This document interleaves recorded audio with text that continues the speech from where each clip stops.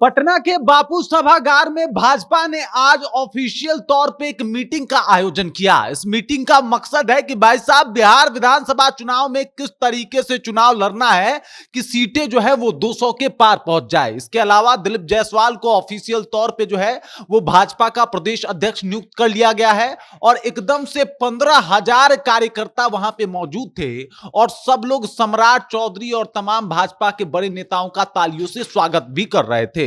सब कुछ आपको बताऊंगा कि आज बापू सभागार में क्या कुछ हुआ है और इसका बिहार विधानसभा चुनाव 2025 पे क्या कुछ इंपैक्ट पड़ने वाला है। लेकिन उससे पहले मेरा परिचय जान लीजिए। मेरा नाम है रजत और आप जनता जंक्शन देख रहे हैं। आपको बता दूं कि सम्राट चौधरी ने कहा कि आप जितने भी कार्यकर्ता यहां पे मौजूद हैं सबकी जिम्मेदारी है कि पूरे सीटों पे जितने सीटों पे एनडीए चुनाव लड़ रही है वहां पे जाके आपको बहुत ही बेहतरीन तरीके का प्लेटफॉर्म तैयार करना है और वहां पे जाके जो भी वहां का प्रतिनिधि होगा उसे आपको चुनाव जिताना होगा। फर्क नहीं पड़ता कि वो चिराग पासवान के पार्टी का है, जेडीयू का है या फिर जीतन राम मांझी के पार्टी का है, उपेंद्र कुशवाहा के पार्टी का है, किसी भी पार्टी का हो, बल्कि आपको अपने पूरे लगन और मेहनत के साथ लग जाना है और इस बार जो है वो चुनाव आपको जितवाना ही पड़ेगा।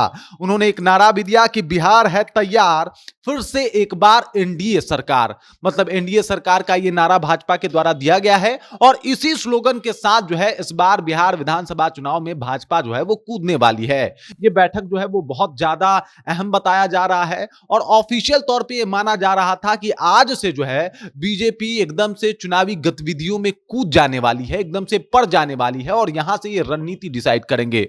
सबसे पहले आप समझिए कि जिस तरीके से सम्राट चौधरी ने ये बात कहा कि भाई चाहे दल कोई भी हो लेकिन एनडीए के खेमे से वो दल है, वो पार्टी है, तो एकदम से आपको सोचना नहीं है, आपको लग जाना है। उन्होंने कह दिया कि भाई साहब चाहे कुछ भी हो जाए 200 से अधिक सीटें लानी है और इसके लिए लगातार मेहनत भी आप लोगों को करना है।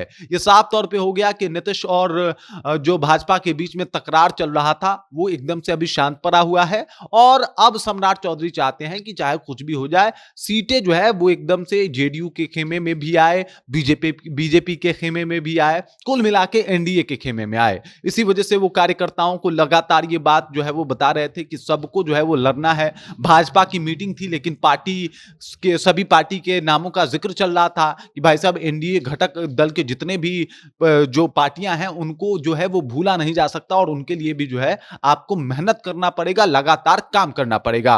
वहीं अगर बात किया जाए तो इन्होंने नारा भी दे दिया कि इस बार एनडीए सरकार, और इसी नारे के साथ जो है इसी स्लोगन के साथ इस बार भाजपा जो है एक बार फिर से चुनावी रण में कूदने वाली है। सबको पता है कि भाई साहब भाजपा की प्लानिंग जो है वो बहुत ही बारीक तैयार की जाती है। माहौल को देखने के बाद तैयार किया जाता है, किस तरीके से मतलब उसको बिहार की जनता के समक्ष उतारना है, इस बात को मद्देनजर रखते हुए उनका ब्लूप्रिंट जो है वो तैयार किया जाता है।